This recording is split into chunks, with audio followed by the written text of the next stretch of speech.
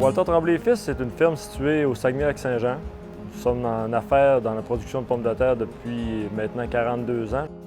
Nous cultivons des pommes de terre à la hauteur de 550 acres et de l'avoine en rotation de plus ou moins 400 acres pour une superficie totale plus ou moins 1000 acres.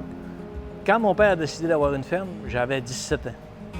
C'est là que j'ai arrêté l'école à 18 ans, puis j'ai embarqué avec lui. On a commencé ensemble.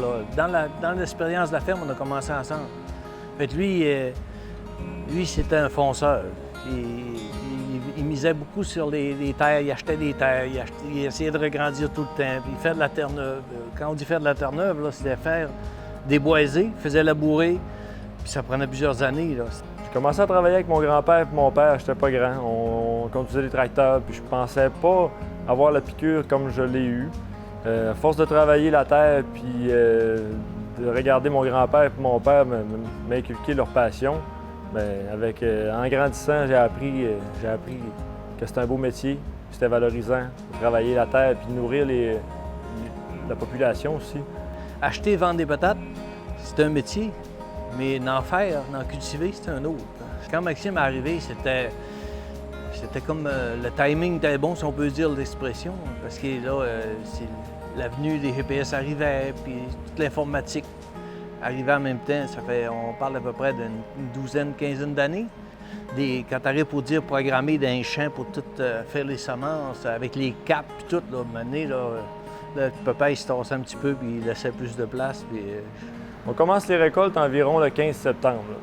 Vu qu'on a des plantations qui se font assez tardif dans le printemps, on commence le 15 à 20 septembre, puis ça va s'étirer jusqu'au 15 octobre. Après le 15 octobre, au Saguenay-Lac-Saint-Jean, il faut avoir fini de récolter parce que l'hiver arrive vite. Avant l'arrivée du robot, tout le 50 livres se faisait manuel.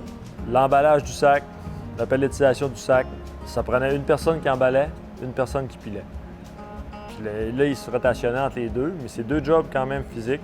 Puis le produit n'était pas nécessairement beau du matin, 8 heures, à aller au soir jusqu'à 5 heures. C'est plus régulier, tu sais, il n'y a pas de virus, il n'y a rien qui l'affecte. Le lundi matin, le vendredi soir, n'importe quoi, il est tout le temps présent puis il est constant. C'est la constance qui fait la valeur d'un équipement.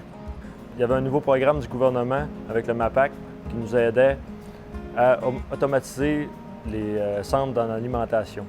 Avec le programme du MAPAC, ça nous a aidé à faire le petit pas d'avant. La confiance qu'on a eue avec Promietech, c'est surtout l'approche qu'on a eue avec nous, qu'ils ont eue avec nous. Une multinationale nous prenne aussi au sérieux. Ils nous ont pris en charge comme une grosse entreprise.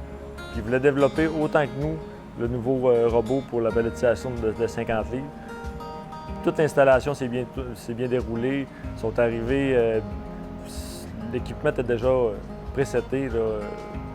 Ils savaient déjà ce qu'ils allaient faire ici. Les personnes étaient compétentes. On n'a pas perdu notre temps.